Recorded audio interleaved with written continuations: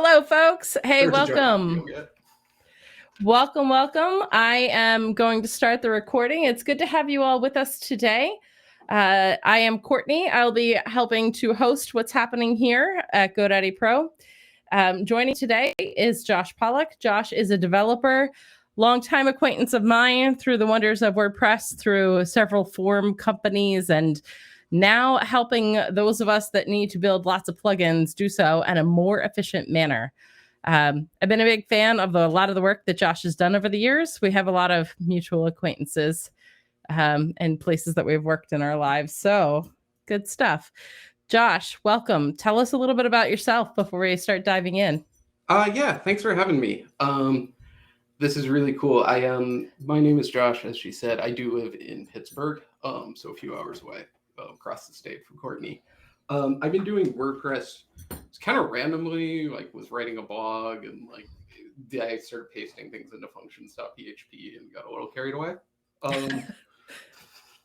As so one does. I ended up working for a bunch of plugin companies, Pods, Caldera Forms, Ninja Forms, that kind of stuff, and doing like contributing to core over the years and speaking at WordCamps. And for the last few months, almost a year now, been working on a tool that is for plugin development that is definitely like in my head, I was like, I'm going to start on a new WordPress plugin.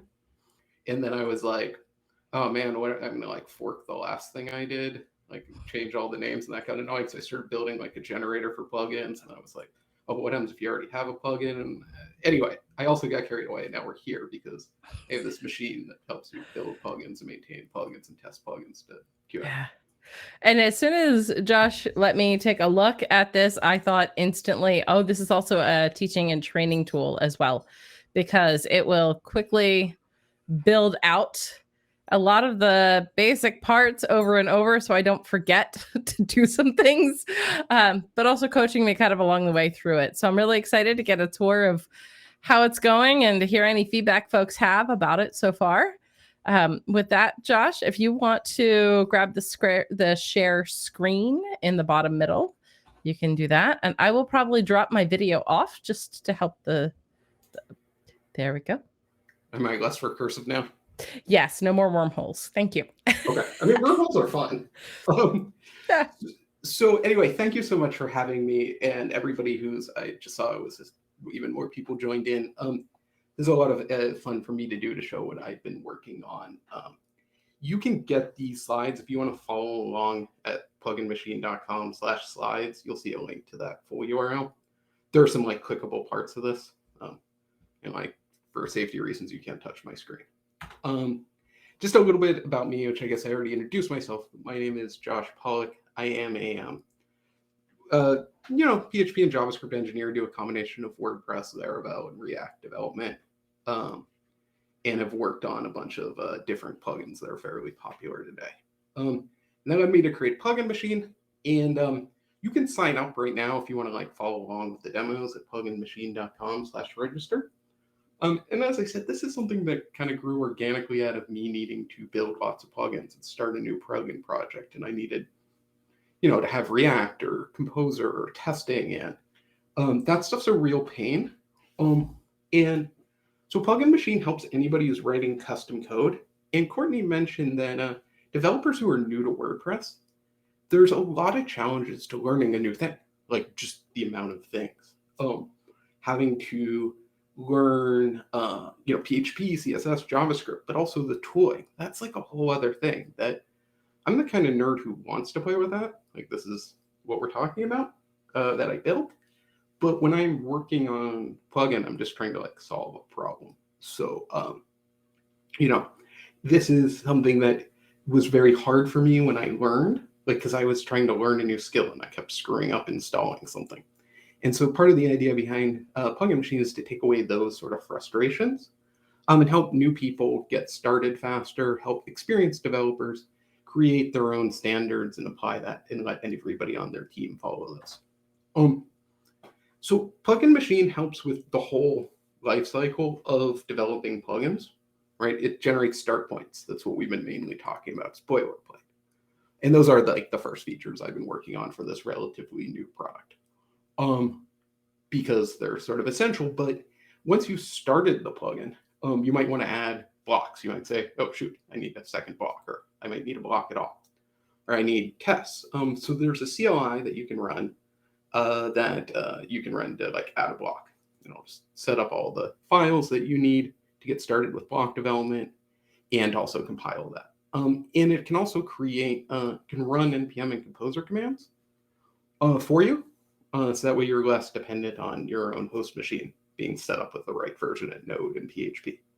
You can isolate that using Docker underneath the CLI. And there's even an API where you can upload those installable zips, and then it can update the plugin. So there's sort of three things to get that whole life cycle of the plugin. We do a plugin boilerplate generation, sets up the tooling, composer, NPM, local development, including with WP CLI set up for you. And that's all running in Docker, and I'll show how that works. And based on what features you add, you'll get tests for them set up to run locally in Docker, as well as with GitHub Actions. So that way you have CI, CD set up. Every time there's a change, you can ensure that the tests don't fail. You can also copy plugins to share as templates with your team. So the plugin machine CLI, as I said, adds features. It runs these commands in isolation, and it uploads zips for the plugin machine update API. And that's just like if you've ever bought premium plugins, you see they have updates in the WordPress plugin screen.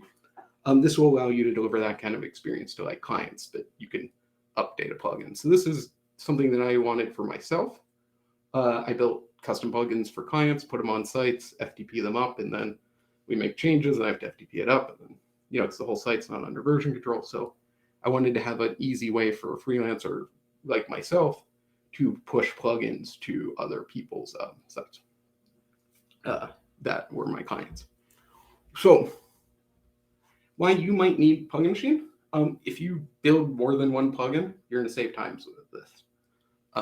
It's just, I'll show you, we'll start plugins in very quickly with this. If you want to set up automated testing, local development, CI/CD, this is all super important for like quality maintainable plugins. And if you want to standardize development practices at your agency, documentation is great. But the more that people can just do the right thing automatically, the less opportunity there's for human error, right? Like that's why we build machines. They do the same thing over and over again.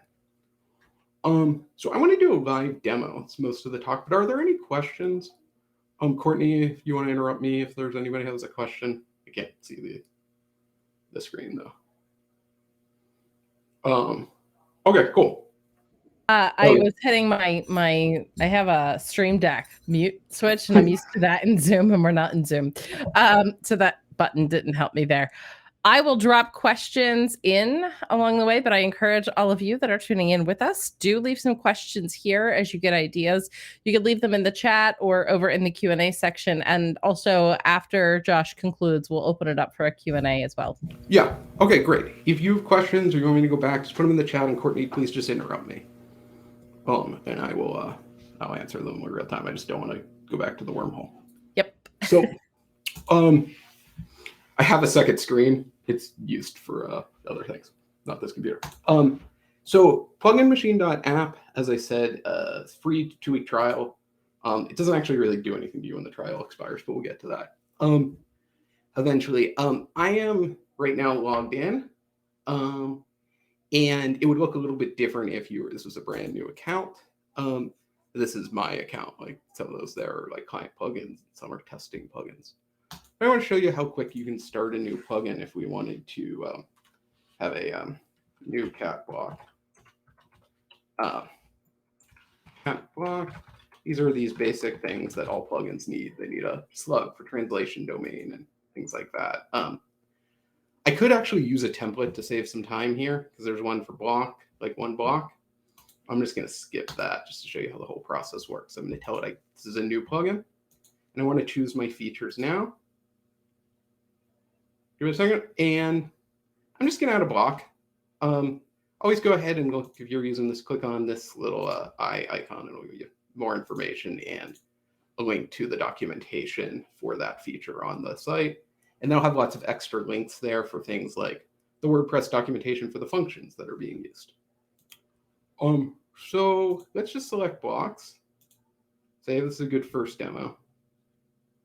I will take requests after this one. And so now that I've created this, it says no blocks, let's just add a block. And this is going to be kitten block, like cute kittens or something like that.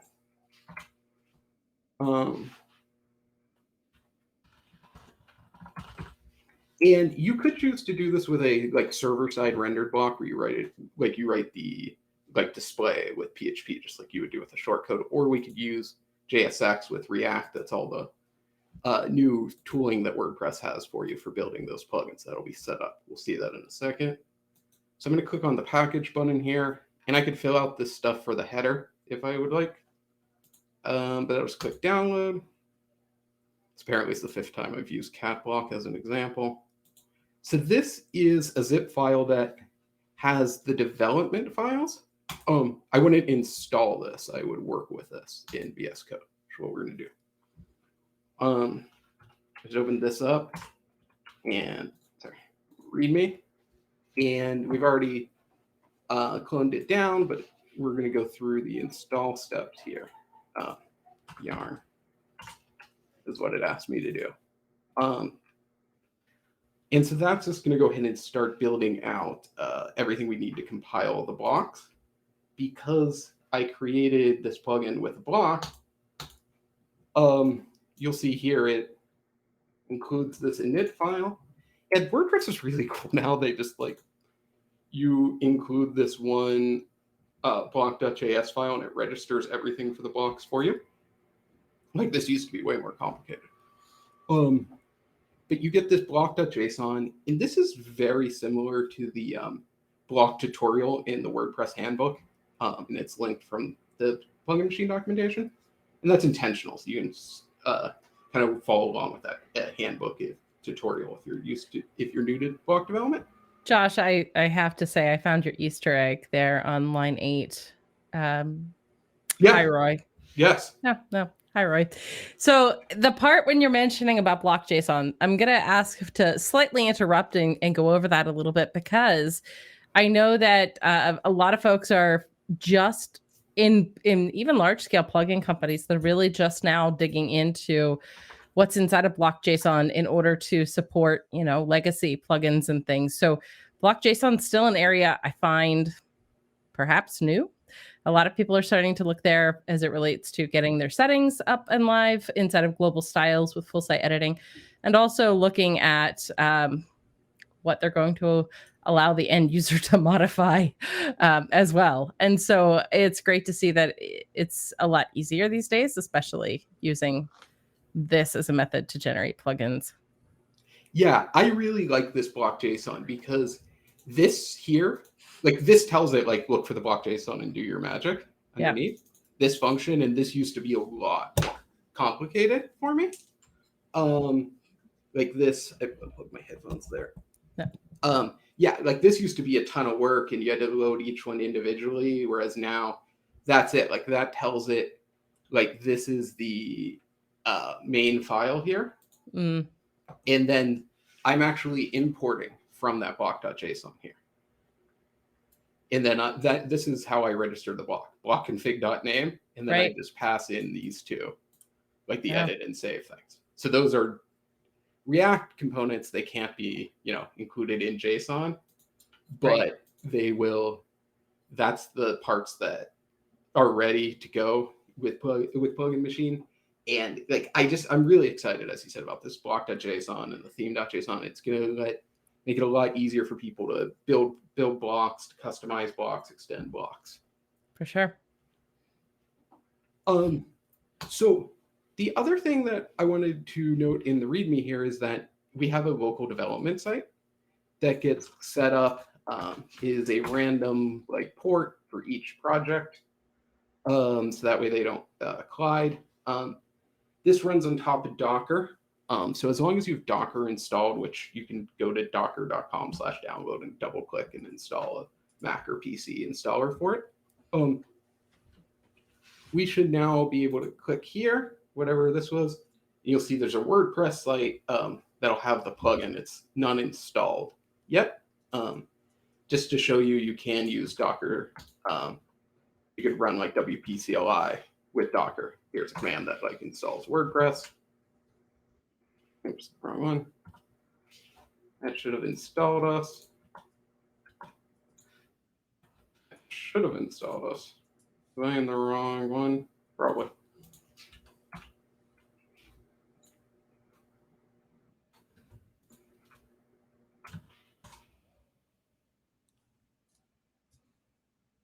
Yeah, I think it was in the wrong VS Code there. Okay, so successfully installed WordPress. It's already installed. Excellent. And then the other thing that I wanted to do here before we go any further is create an admin user using WP CLI. That way I'll be able to log in. Here's pass. There it is. And I can activate my cat block plugin. And then we can see my very exciting cat block should work. Oh, it's called Cute Kittens, right? And it's basically just a high ROI starter block. But it's like Hello World, but it makes Courtney laugh. And devs that know about hi Roy. There's not a deep story there, though. It's just like there's a dude named Roy, and we say hi to him. Every chance that people get, which I love. It's good. So if that was not the command I meant to run. If I do yarn start here, I wanted to show how this helps. This is kind of just cool stuff that WP scripts does for us automatically once we have it configured correctly, is that this is going to make I'm just going to click save here. This is going to make updates whenever I save an update. So like, I'm just going to do this. So this should make an error. Like that's not a real component. And I should see this here.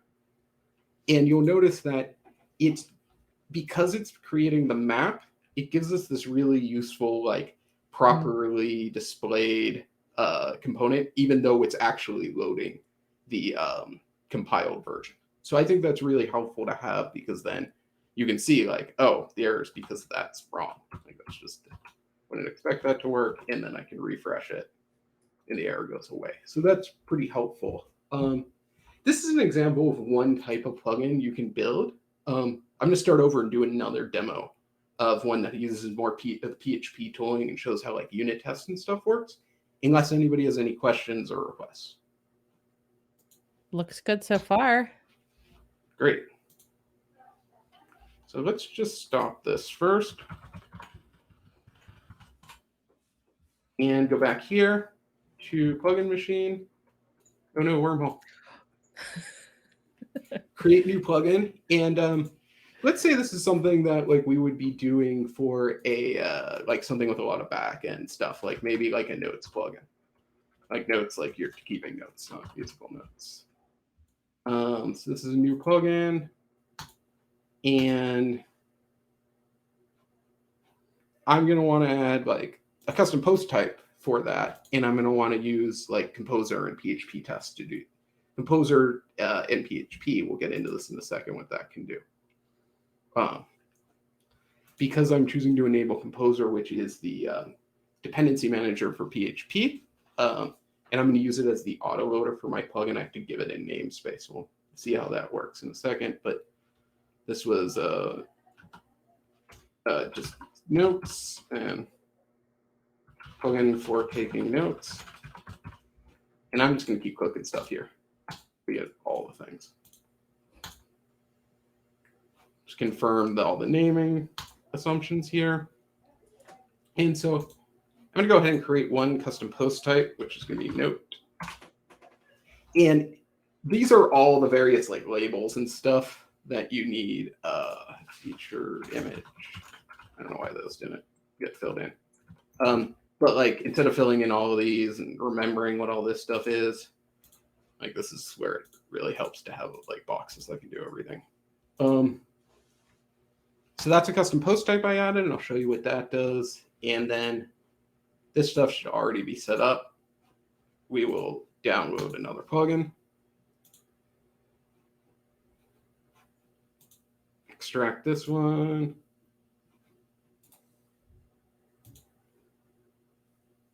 And open this one up.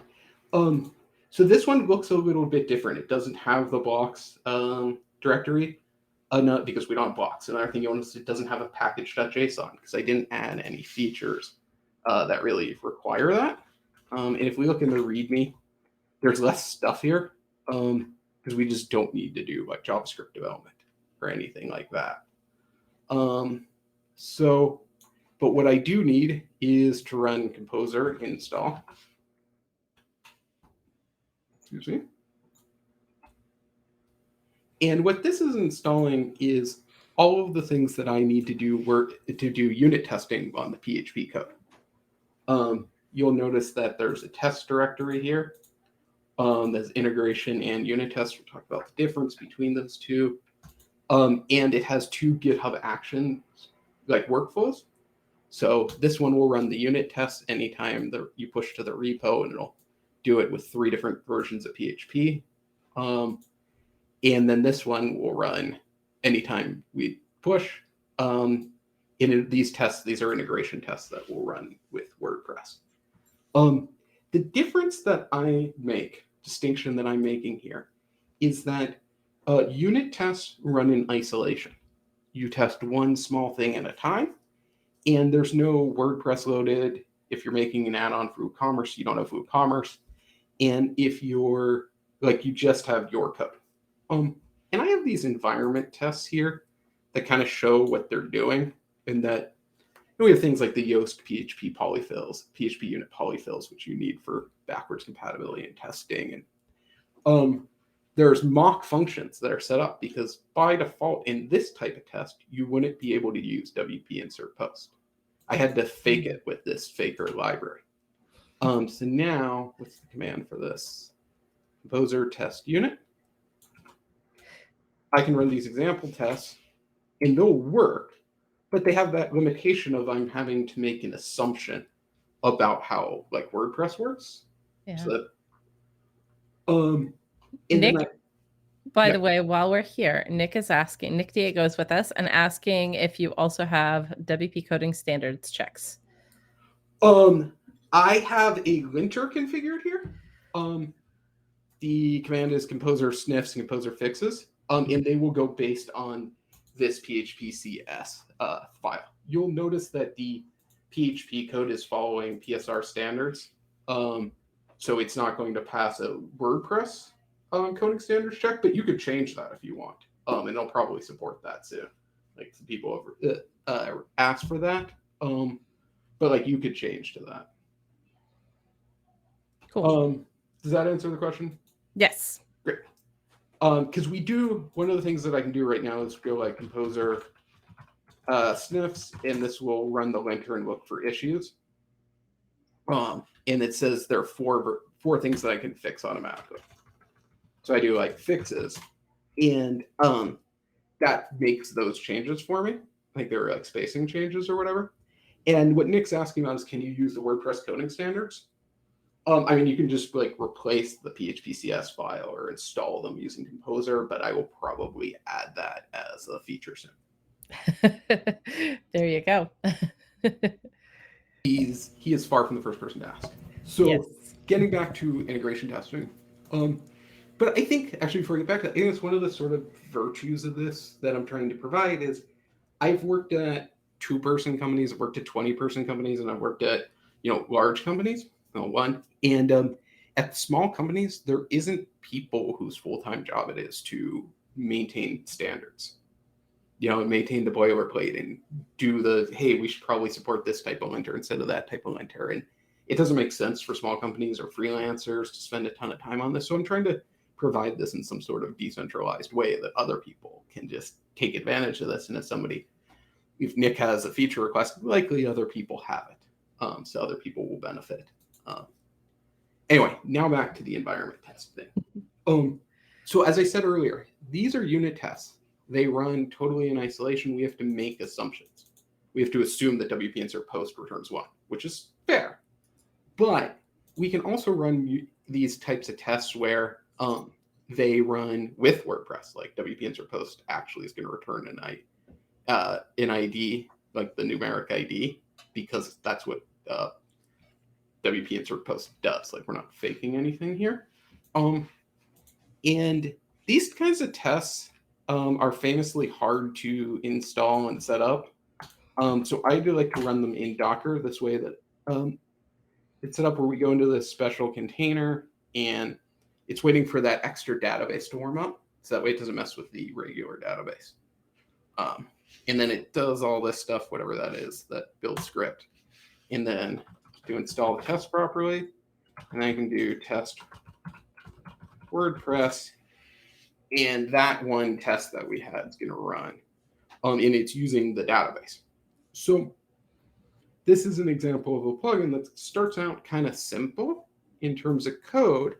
We have a custom post type registered, and we're including this composer auto loader that got created, and some other extra files, but it's definitely just a start point for a plugin. One of the things I keep using when I'm like downloading plugins, I'm like, this is like a development zip, because by default vendor won't be there, right? So it's not going to work.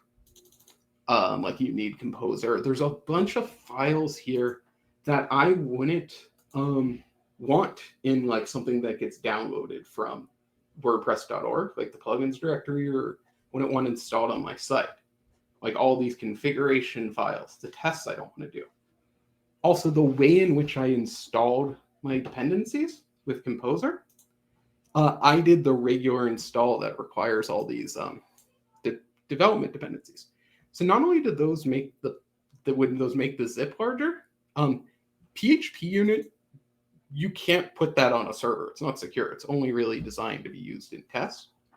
So one of the things that we can do there is use the plugin machine CLI to build a zip file. And this may or may not work. This is like something I've been working on this week. Let's just see what version this is here. I have a video on the pluginmachine.com/CLI about how to set up and install this. That is not the most recent version. Let's just try and install it again. Plugin machine. This gets installed from npm as a global dependency. It just gets weird when you're installing your own thing over and over again. We'll see if it works here. So basically, one of the files that got created is this pluginmachine.json. And this is kind of like the configuration that the CLI needs. And it says, this is what the final like installable build needs to include. Like this, the root plugin file, this, the README, that's like the WordPress README.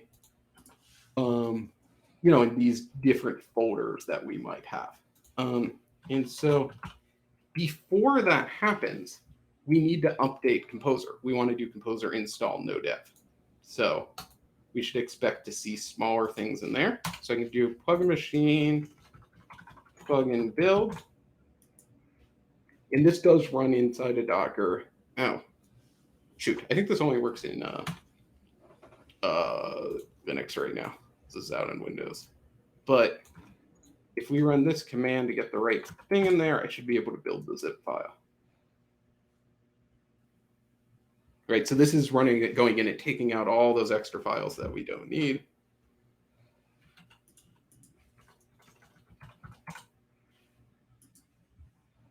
And then we are building this file, and hopefully it built correctly. Yeah, see how many less files there are in this?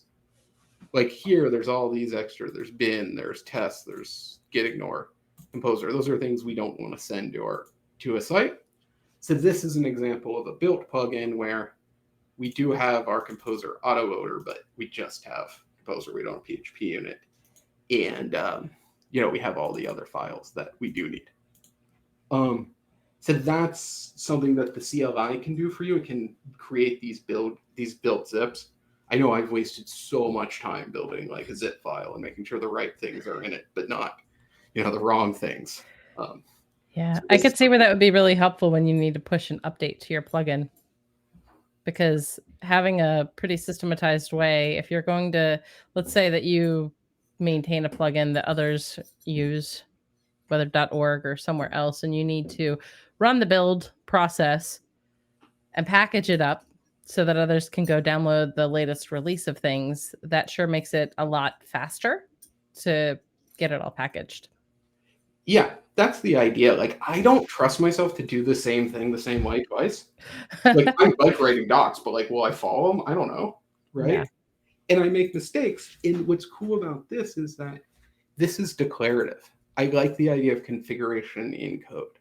If I wanted to add an extra build step here, I could, for example, npm run build is a common thing that needs to get done in a WordPress plugin before you make the zip file.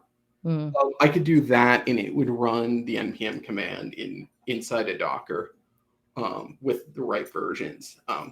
Avoid the situation that people always get into of like, oh, I downgraded Node for this thing, but then it doesn't work with this thing because it's too low, and like this way it runs underneath just in Docker, and once you make this change and commit it and push it back up to GitHub, everybody on your team, when they go to do the build, it'll be exactly the same. So it saves solo developers time. I know it does for me having this. And like, this is totally just coming from things that I was working on for clients and needing this kind of consistent build process.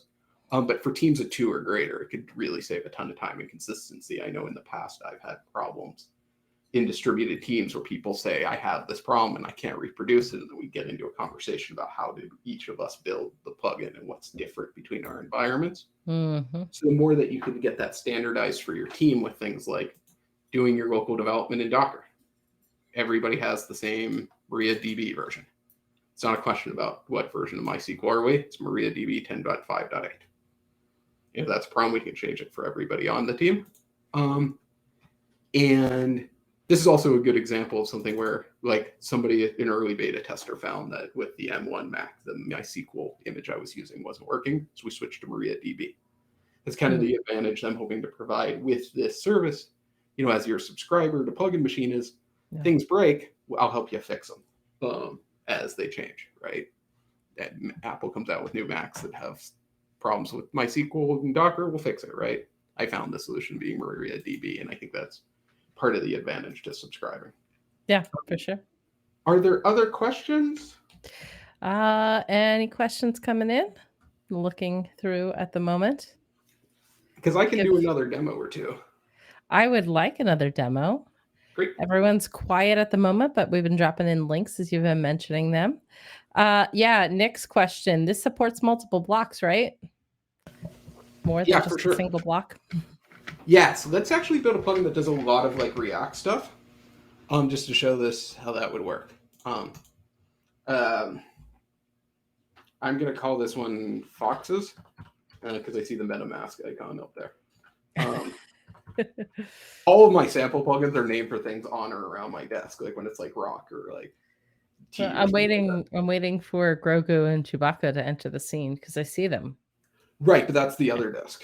Oh. Foxes wins. Okay. Right. Well, one of my secrets to keeping my desk organized is I have another desk for crap. We have a dedicated pile desk. Yeah. But like I've been working on turning it into more of like a plant and desk. It's pretty good. There you go. So let's do this again. And it was like, can we have multiple blocks? Yeah. I'm also going to create admin menu pages because I want to show some things that you can do in terms of options with both of those. This looks good. Let's start with blocks. We're going to add a block. This one's going to be the tiny foxes block. And so we can create this just the same as last time. It's a JSX blocks. We'll say it's a common block in terms of category. Then I can click new blocks to answer his next question. I give as many as I want. So we're going to call this one giant foxes. And just to show the difference here, because I kind of sped past this last time. I'm going to use the PHP for render. And so this is more like a shortcode where you just have a PHP function that gets the attributes from the block. I'll show you what that looks like. So yeah, we have 2 blocks and we can just keep adding blocks. And we can even add more to the plugin once it's created using the CLI if we want. The other type of feature that I'm adding here is a page. So this is going to be like Fox settings. And for this, I'm going to say it's a React page. So it's going to use the same build tooling as the blocks used for generating screens, like for compiling the React that's used on the screen there. And so this is great when you're doing like a complex setting screen for a plugin that needs like to be a React app basically. And I do this kind of commonly, but a lot of times I don't need all that. And it's a lot of extra stuff. I just need like a PHP template and some like maybe jQuery. So this is like extra settings.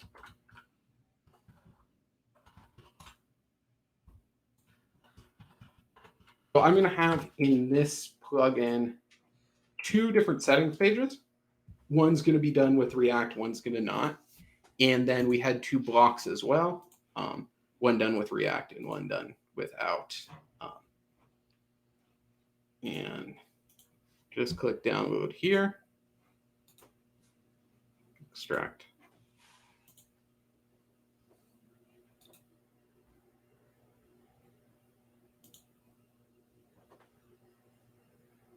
So if we take a look around this one here, I open up the README and just start installing stuff. And you can see we have this blocks directory. It's got 2 blocks. This one looks basically the same as the last one. It's just changed the name. Whereas this one like doesn't require any compilation. Like this will run just browser safe JavaScript. Like it's all using WP dot for things. And this is a little bit more complicated in terms of the PHP side. You can, like we have to sort of manage our dependencies manually, which ones are going to be included. And then there's the register block script that has a render callback. And then we register our attributes here instead of in plugin.json. And then this is the render callback. This is like a shortcode callback. It gets some attributes and we return some HTML. So we can keep adding blocks. It'll compile as many as we need, and it'll compile them all separately. That's already set up in the Webpack config. And then looking at like the admin pages again, this is sort of similar in that we have, one that was React, and it sets up some REST API endpoints for you. Mm-hmm. And they don't really do anything, right? Like you could post data and then it returns that data. But right here's where you could put update options. Like I don't know how you're going to save data from your settings screen, but you're probably going to use update option or something from your plugin, right? And so we can go ahead and just start typing our logic into this. Like this gets data, this updates data, and there are 2 API functions already pre-wired to work with those, ready to go in the little mini React app. Nice. That's loaded for you, and it's all, like, hey, this is where the loading spinner is. If you want to get rid of the spinner, or whatever. And then the other one is a much more basic one, where the callback is going to this template file, and this is just like this JavaScript file will be loaded, and you can create HTML with PHP here. So you have both for both blocks and for menu pages. You can use React, or you can just do it sort of with basic HTML, JavaScript, and PHP. So you can see there's those options. Marcus is interested if you have a quick way to show us inside the WordPress admin interface what this all looks like from logged into WordPress. Great. Yeah, that's a great question. Thank you. Did I start up this local development server? I don't know. This is a different one. Yeah. You'll notice that like every time the number is something 6 something. Yeah. That way they don't collide. But we have like a local development environment now for every single one, which is great. I mean, you could definitely like clone these into WP content / plugins of, desktop server or something like that. Local by WP. Local by, I guess, WP Engine now. You could use, I just think this is a good solution. So let's, what was the URL here? Yeah, so this is now all set up.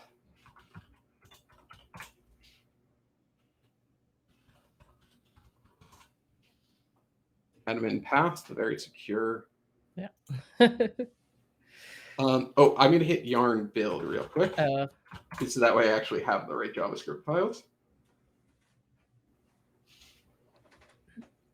Like it builds all this stuff here and it's super, it's like built for production. JavaScript. And so here's one of the menus. We have just, this is the React one. It's just basic form here, and that we can, save. This will actually run through those. So in those cases, since this is settings, if this were, I'm thinking about plugins I've worked on that had some APIs. This would give you're giving people a toggle. Do you want the API to let the data be public or not, essentially? Yeah.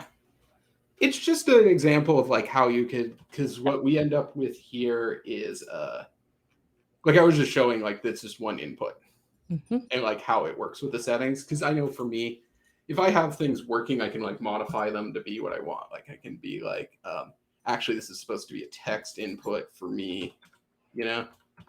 And what I'm going to want, and instead of calling it enabled, I'm going to call it like API key. Yeah. And then,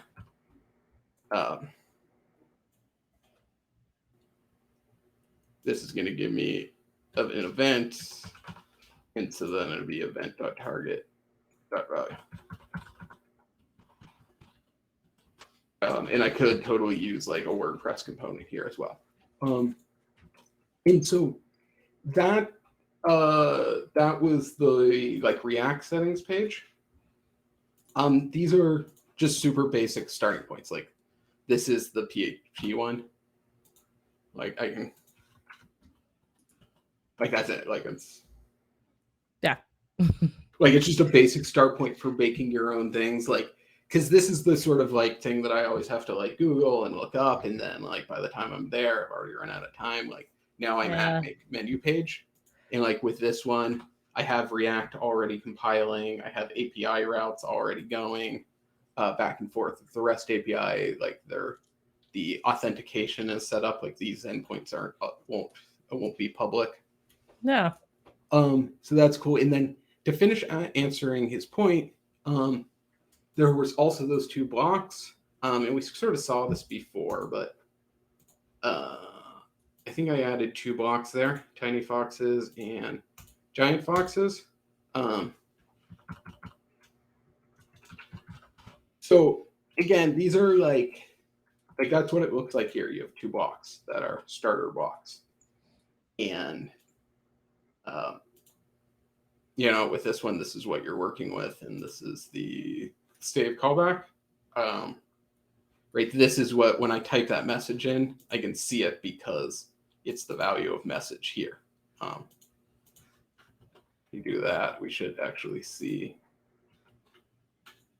that in if I publish and resave.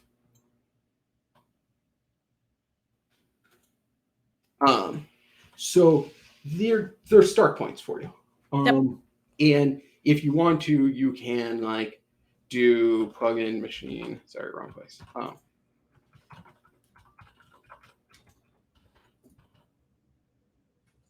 Plugin add. And then this is adding a feature now. So this is a bunch of the same options that you saw in the UI. Yeah. And I can do like my new slug. It's going to be, this is going to be the dog block. Dog design JSX something. And you'll see it's like, hey, I added this, and it's telling me to make sure to add this one thing to the start of my plugin file here.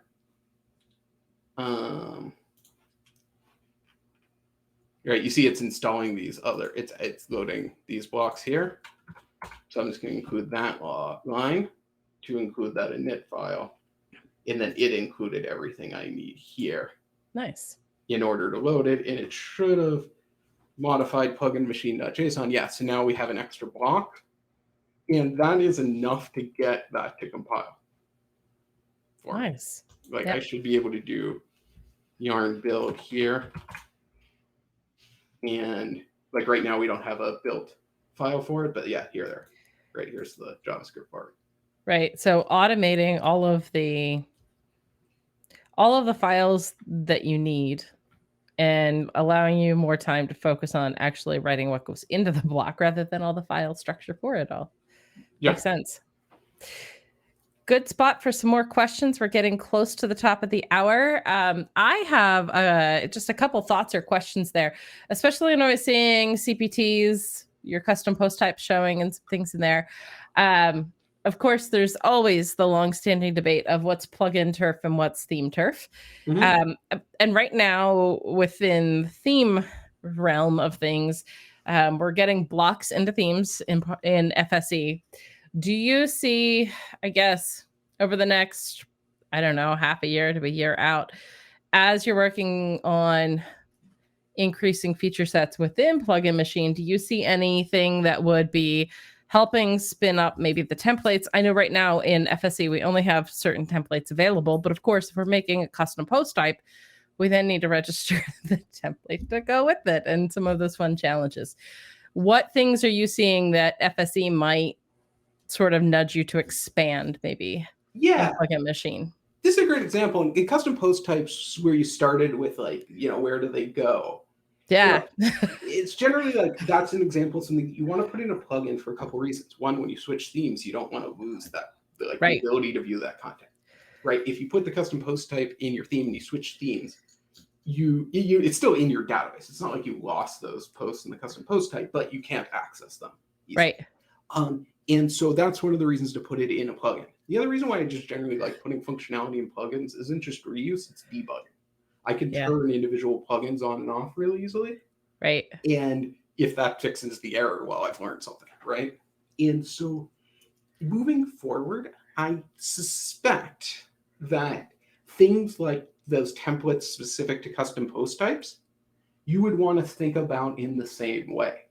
You want to move those, you want to have the default templates with the plugin that adds the custom post type, and then maybe you override it in the child theme. Maybe you don't. But I think it's going to come down to preference. And so I definitely want to provide those kind of options for all of the templates going forward. It's just, I'm not 100% sure it's going to work out. Like, I think things like block style modifications are great plugin territory. Like you can register a plugin style, a block style, or you can unregister block styles. And so that's something like I'll probably add sooner. Like that's higher on the list, is because that allows you to like remove this way the core style is a block and then replace it with your own style. Right. And I think that's something that's like super helpful to have like as a recurring set. Like if there's something that you always have to do to the list block to make it work with the, whatever parent theme you always use. Those are great reusable plugins to have. And I think it's going to be interesting to see how this evolves with full site editor. Right. Yeah, for sure. I'm looking forward to seeing as full site editor evolves more. Right now we're in beta phase. And so that means we no longer need the Gutenberg plugin to access these features. However, it is still clearly labeled as beta for a good context. There's a lot of features I think that need to be polished up yet with it, but it's a good place to start and a good chance to let people experiment. But there's also room to expand, I think, like you were saying, when we need to start displaying the custom post types, when we want an efficient way to style the blocks everywhere, having tools available that allow us to be consistent would be amazing. Yeah, I mean, being a big fan of all this, like pluginmachine.com, I rebuilt like when 5.9 came out with 2022 and the site editor, and there's some parts that I need work, but I think overall it's really neat, and I've never been able to do like this kind of stuff with the defaults. Right. Like this is like the ConvertKit plugin for the email, but like that's the first custom plugin that I think you're seeing the results of on the screen. And even like with 5.8 before, like I had a bunch of random plugins to get blocks to do this kind of stuff. Yeah. So I'm pretty impressed with it. I mean, I found like menus to be a little bit of a pain, certain other things, but like it's new, it'll get worked on. And I think it's interesting to see how that's going to evolve for plugin developers as we give some control over things to clients. But like one of the good things about Gutenberg is it restricts the ability just to type whatever the hell you want in the post editor. Right. And like that's not a good way to handle like to make, like consistency is essential to good design, to good visual presentation, to good accessibility, to good SEO. Right. Yep. No, that's for sure. I think tracking all of that consistency is going to be that in itself, being consistent as developers about what we're building and creating and making sure that we remember all the little steps. I can completely relate to that one. Nick indicates that he thinks a lot of templates will be designed visually in the site editor, whereas the plugin stuff is way harder to be done in FSE. And I would agree. I think there's a lot, fussing around with every block setting inside of the site editor in a manual way, in a GUI manual way, as opposed to having something like what you're mentioning here. There's a lot of efficiency room there. Any other questions folks have before I wrap us up? So glad that you were all with us. Really excited for that. Looks like we've got a lot of people that have tuned in, by the way, over in Twitter as well. Thanks, everybody, for joining us. Shortly after the event wraps up, you'll get a survey in your email about this event. If you could answer just a couple questions for us, it helps us make sure that we're delivering events that are exactly what you're looking for, things that will be most helpful to you. You'll get another email a little bit later with a recording, a replay of today's event. To continue the conversation, you can head over to our community forum. We've got a link there if you would like to ask further questions after the event wraps up.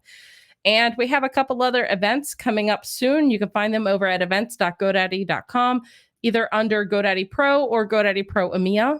On Friday, I will be hosting a working session, meaning I'm not really presenting, but we're going to go through the next upcoming call for testing, which is dealing with a lot of things in the media library, the integration discussion around using Openverse and the photos repo inside of our WordPress sites in a more efficient way.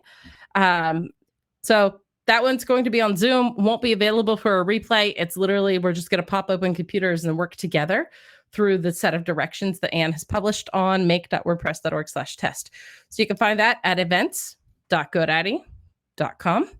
And we will have next week a growing your business coffee chat. So that one's a little bit more laid back, has a panel of presenters, all of that good stuff. You can follow Josh over at twitter.com/pluginmachine if you would like to find him there. Today's replay, if you would like it, is available at GoDaddy Pro's Twitter account as soon as this wraps, and it's live there too right now. Thank you, everybody. Thanks, y'all. Thanks, Courtney. Thanks, Josh. And